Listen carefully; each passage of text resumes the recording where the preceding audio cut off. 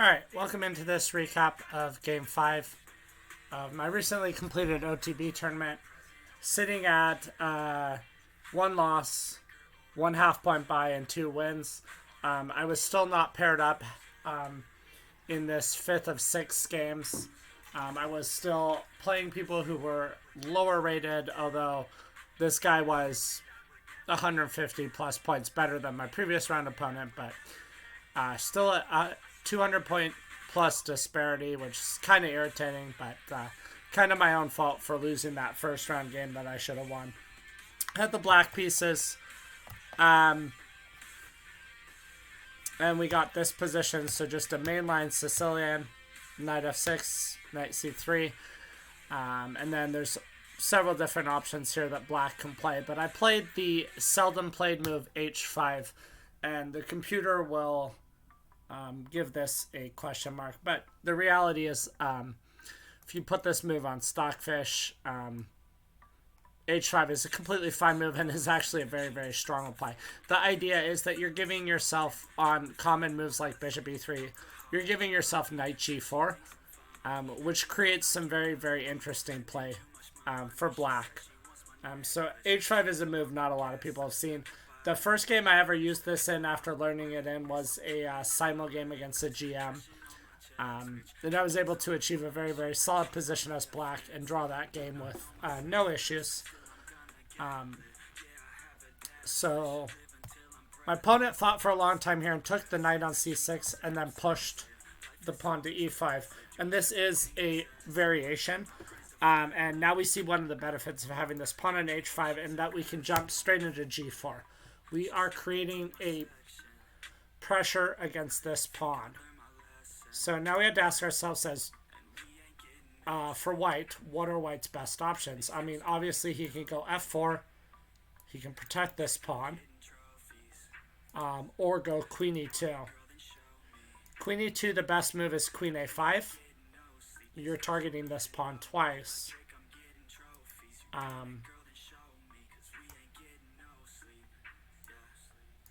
And f4 is really the only move for white, and then the game goes on. Black goes d5, and then there's this weird line, e takes d6, there's rook h6. I had this game against a very, very strong GM in a tournament,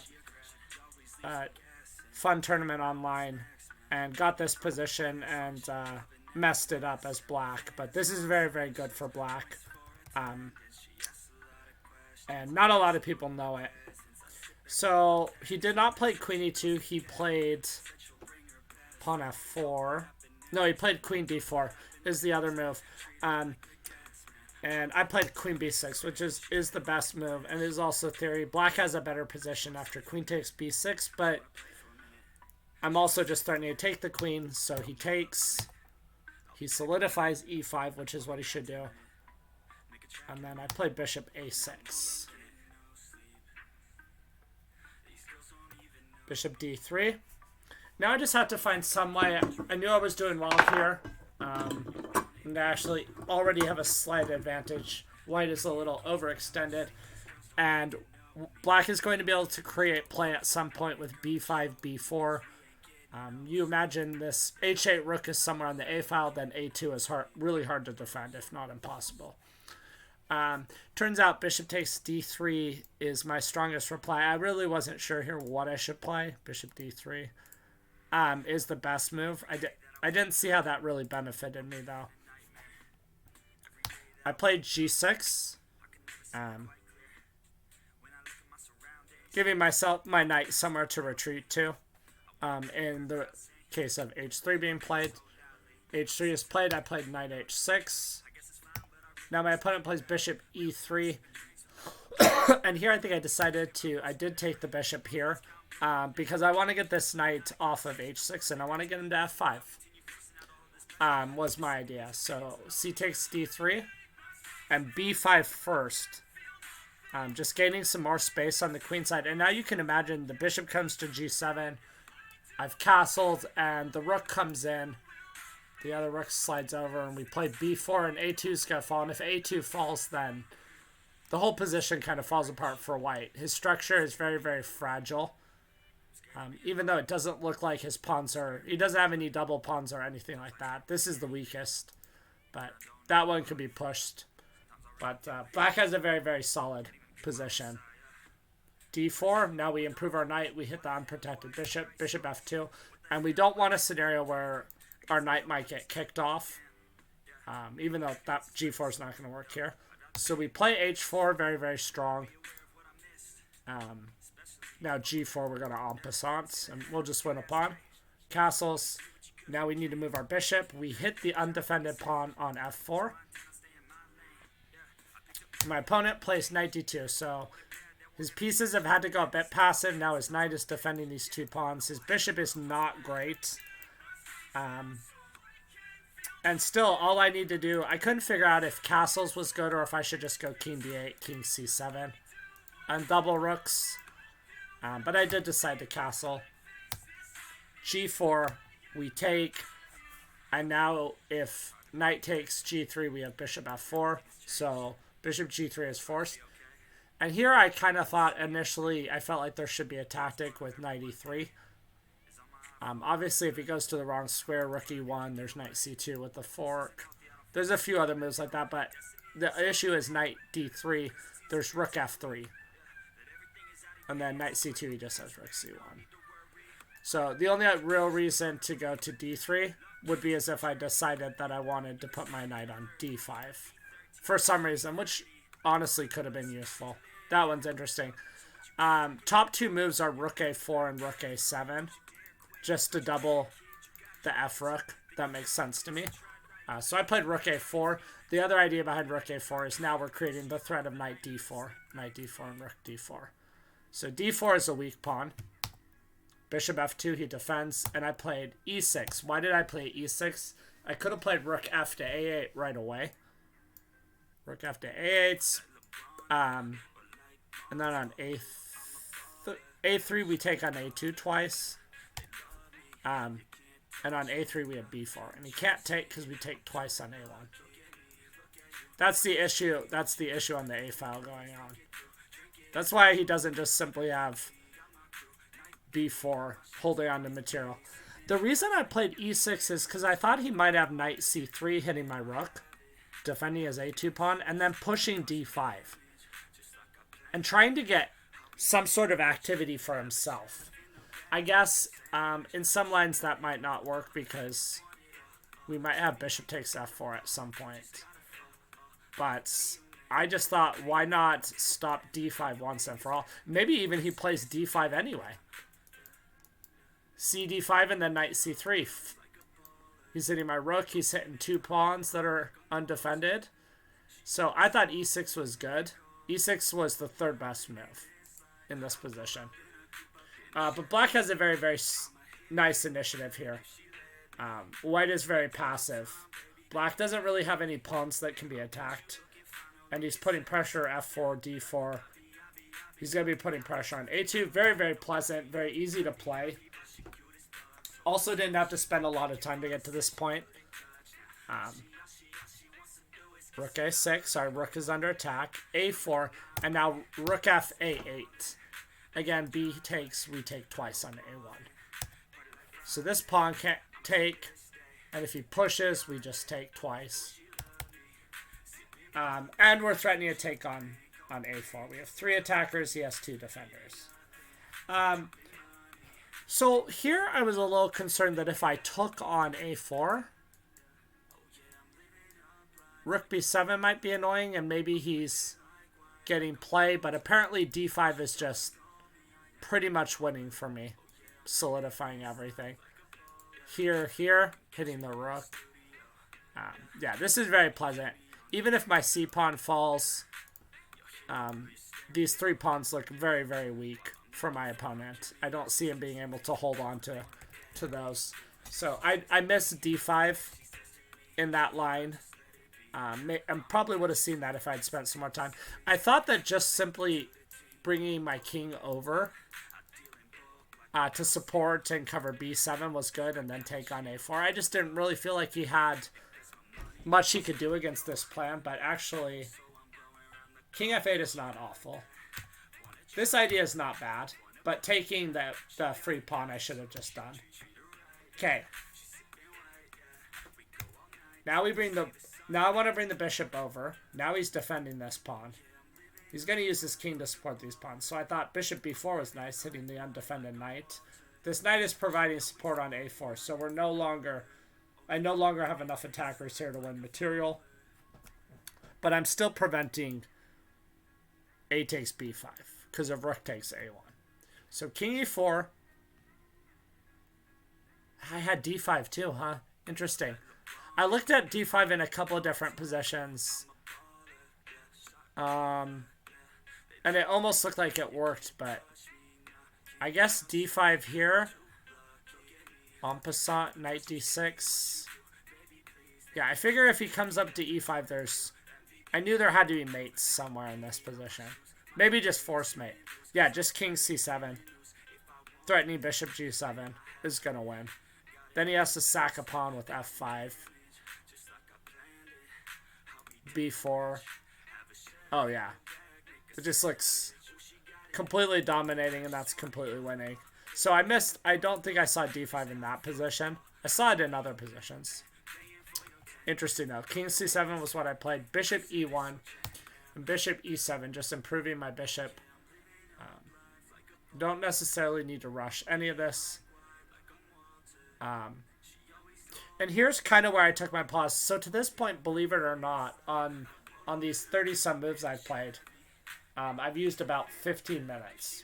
Honestly, to get to this position felt like I didn't have to spend a lot of time thinking. And the reality is, I've been winning this game for most of the game. Honestly, off of intuition, which is kind of a scary thing. But I knew at some point I was going to have to start to slow down to finish this off. So here I took a pause. B takes a4 is the top move. And the move I played is the second best move. And we're talking about the difference between negative 1.84 and negative 1.82. Negative 1.82 on rook h8, which is the second best move, which is what I played. So, oftentimes when your opponent has a weakness, one weakness is not enough. You've got to hammer away at different weaknesses. Now we're kind of switching fronts on him. Now we're saying, okay, you covered the queen side, but now can you cover this side of the board? Rook h2 was forced. And my opponent also has to make, a bunch of moves in, 20-some minutes. 12 moves in, 20 minutes. I think it was what it was. And I still had an hour and 15 minutes here to try to convert this. So I took on a4 first. And he took back. And now bishop h4 is just a crushing move. Offering to trade off the dark squared bishop. Bring my rook in. Then I might even just be able to switch fronts and then just go after the h pawn. So this is all good. And then rook b7. And here is where I looked at the board and I'm like, I need to make a good decision here. Because my opponent is threatening rook b7. Rook b7, king d8, rook b8, king e7. He takes the undefended rook here. And my intuition was telling me here that obviously I could play rook a7 and we can guard against rook b7. My head was telling me there might be a knockout blow here and maybe he blundered. And so I started doing a little bit deeper digging. And I started looking at bishop e1. The reason is because, and this is a blunder. And I thought for a long time I ended up making this decision. But what I saw was rook b7. I saw king c8, there's rook b8, king c7, and rook b7. So what I saw was this move. King here, king here, rook here. And then I thought, well, don't I have this? Because if I can get away with this and I'm not game mated, I'm going to gobble more pawns, as well as having two pieces for a rook. And it should just be an easy win. And then I spent a little bit more time going a little deeper. And I said, well, he's going to go rook b8. He's going to try to mate me here. So I'm like, now, materially I'm winning, but how do I get out of mate? F6 loses, rook a7, knight g7, rook g7. So f6 can't be played. He's threatening this, or this. Well, that means we have to play d6, rook b7 is mate. So that doesn't work. And I thought I had d5. And my head kind of let me down here, because I thought he had the en passant, knight d6, and then if he went king e5, I have f6 is mate. And I'm like, if I can play d5 and he has to en passant me, I'm winning. And I spent a little bit more time looking at it, and it looks very, very scary for white. Like, if you see this in your head, it looks very scary for black, I mean. You're up material, but how do you stop mate? Like, your obvious ways of stopping mate aren't going to work. So you'd have to play d5. And so I entered into this position after sitting there for 25, 30 minutes. I was convinced I had d5. But what I missed was when we got into this position, that d5, he doesn't have to en passant me. He has king d3. He's attacking my bishop, and he's threatening mate. And this is what I completely what I missed. Now I have to stop this mate, and he just wins. And he still has his back rank mates. But he still has checks, and I've got a lot of issues here. And he's just completely winning. And I was very irritated with myself when I got to this position and I realized I'm not going to be up material. I'm going to have to play knight g7 to stop mate. And he's going to come over and he's going to hit that knight. Because if I move it, he's got mate. So he's going to get this knight. I can't defend the knight and I can't move it. So I have to play rook a4. And this is actually a draw. This is still a draw of proper play. But I could not find the right way of playing this. Rook g7, it's very difficult. I played rook d4.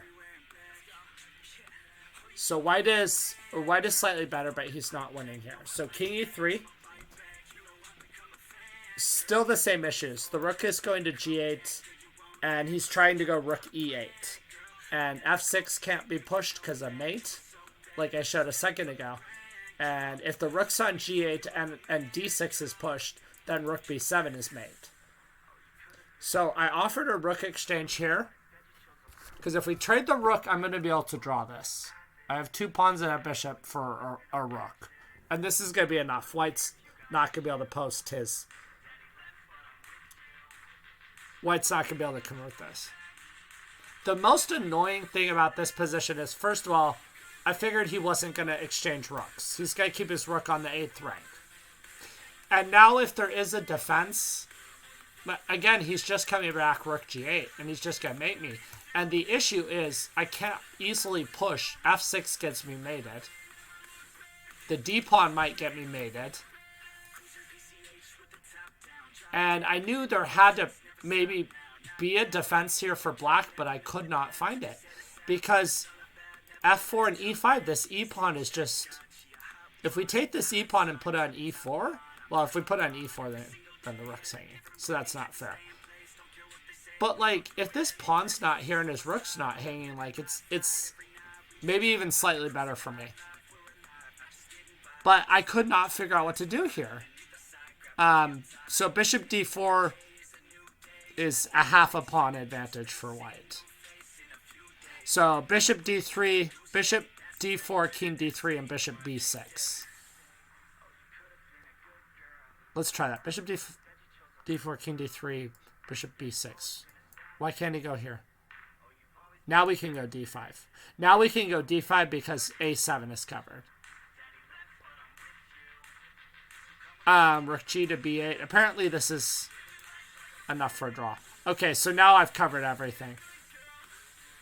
And trading a rook is going to lead to a draw. But I just didn't see this. I didn't see this. That's kind of irritating. That's because that's not deep or anything compared to what I was looking at a second ago. But I played rook b3, which lose. Yeah, that's not losing yet, but it's close. So king e2.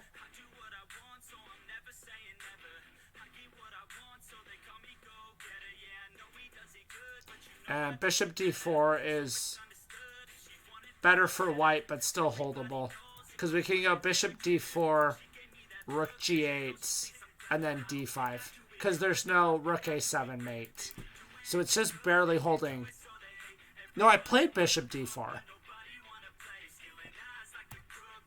But I checked, which is wrong. Yep. I overworked my pieces here. So I just played d5. And it says white has nothing better than to start checking. Interesting. It's not an easy position to play as black, though, with your king seemingly trapped on the e7 square. So this is the move that should have lost, and then king d2. And the reason is because after I go d5, my bishop is still controlling a7. And here I thought, well, if he starts checking me, I'm fine. I'm fine. In fact, if he's not careful, he might lose the f-pawn. Then he might actually be losing. Because e5 is going to fall. I'm going to have a mass of pawns. But what I realized was, because he spent a lot of the last of his time in this position to make the time control. What move are we on? Oh, he made the time control. So he got his half hour. He has en passant. And for some reason, I completely spaced out on this move. So I had come to the point where I thought, oh, I'm fine. I'm completely fine, but I'm actually not. King f6, he just pushes d7 and d8 and wins. King d8, I get mated, rook d8 or rook d8. So I have to take, and the issue is he checks. And then he actually plays rook d4. And now if king takes, there's just check, and I lose. King c5, king e3. And so at this point, when I realized he checked me here, I was very irritated with myself. I knew I had this game completely in control earlier. I played king here. He sacked. And I decided, well, the only way to try to keep this game going, even though I'm most likely going to lose, is rook h3. And here, praying, that we get a gift, maybe that he's used so much of his mental capacity to get to this point that maybe he just blunders. Okay, he doesn't blunder. We check. We can't trade rooks. Attack the f-pawn. I'm just hoping for a miracle. Rook a5 check. King b6. Rook a4 defending f4. King b5. Again, I'm playing these moves pretty quickly. He should win easily. He could just play. Honestly, he could just go. Well, he has to be careful. He has to be careful because if he starts moving his rook, we're alive. We take this. And then in some of the positions I was looking at, if he got too ambitious,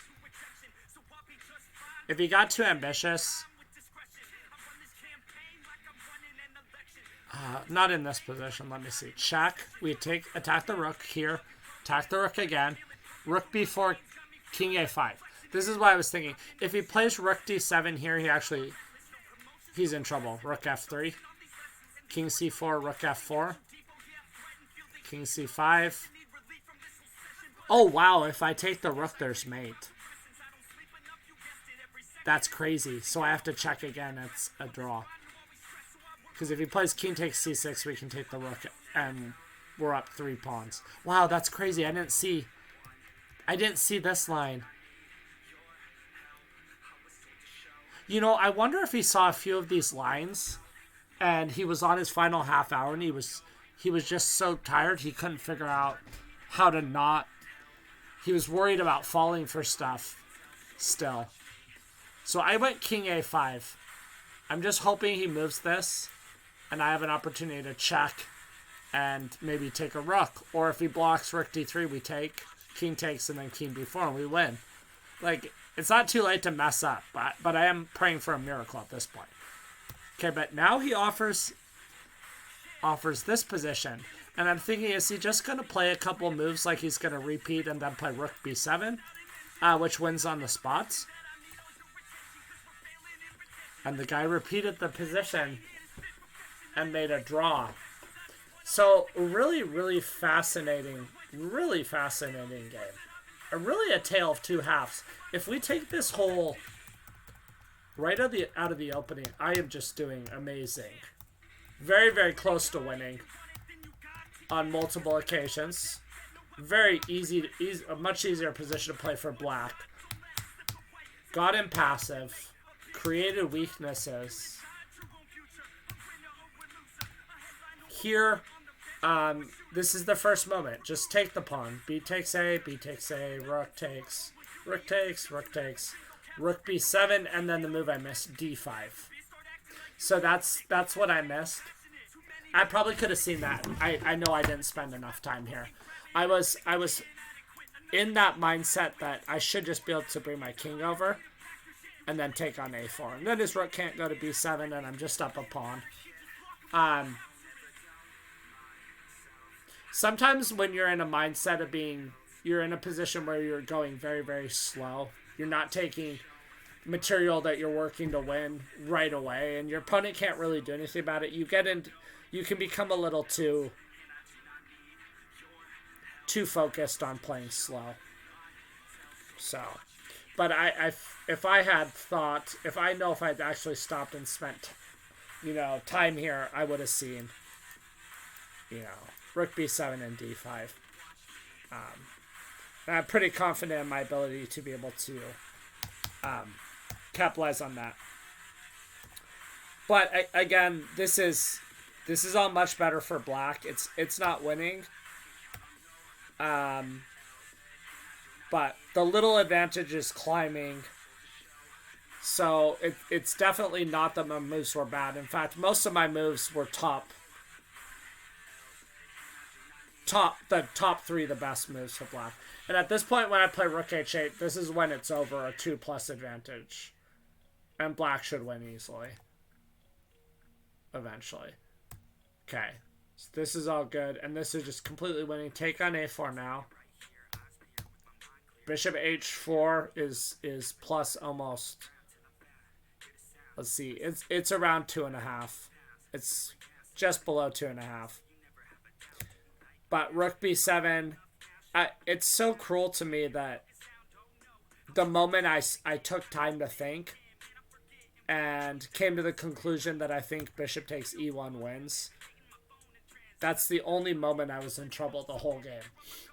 Like, I played 30 moves that were basically perfect, as close as you can be to perfect. Stopped here because I felt like this was the crucial moment. Spent 25-30 minutes, felt like bishop e1 was winning, and it's not. And white's just better. Well, white's just basically winning after rook b7.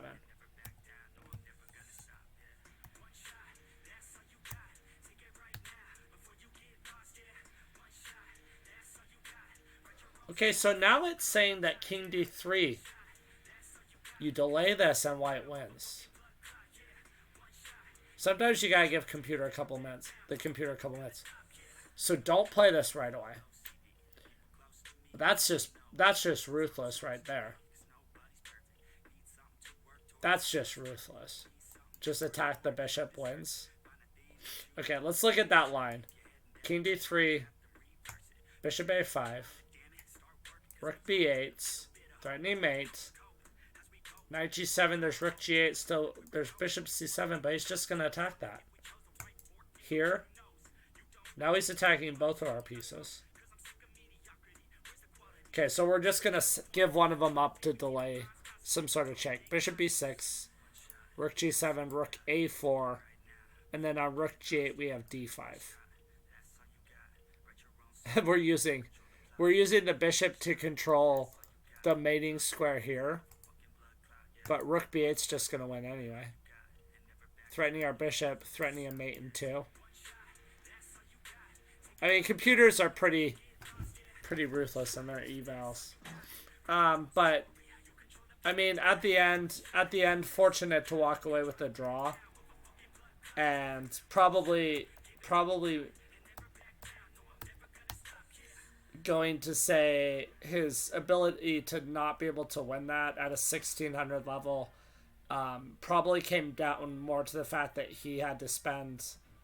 I felt like he had to spend a lot of mental brain power early in this game to dodge a lot of. I think he was trying to dodge a lot of bullets, and sometimes that just wears you out to the point that you could get a winning position at the end. But okay, so d5 here. Yeah, this was pointed out by someone else after the game. He could just go rook b8 and mate. And then I have to sack my rook. But king f6. Obviously white's just going to win this. Rook f8. So, but an interesting game. At the end of the day, disappointed to not walk away with the win, because the win would have put me at 3.5. It is possible that this sitting at 3.5 would also not have been put me in a position to play somebody my level or above in the last round. But the draw kept me in the discussion. Well, first of all, I didn't lose as many rating points drawing this game as I would have losing it, and I could have and should have lost it at the end. But yeah, so sitting at 3.5, I would have rather been at 4 in this position after losing the first game. Should have been at 4. This is a game I win, 9 times out of 10, especially against somebody a couple hundred points below me. But yeah, I will be back with the final game at a later point. See if I'm able to end this game with some money, guys. Come back and 11 prizes given out in the Open. We had no posted standings up until the last round rolled around. So yeah, hopefully you guys enjoyed this. Make sure you comment below. Like, subscribe, all that good stuff. Check out my other social media platforms, and appreciate you guys for watching. Thank you so much. Say something in the chat below in the comments, and yeah, I'll get back to you on those. Let me know what you like about my teaching, what I can work on. Definitely open to some feedback. Thanks for everything, guys. Have a good one.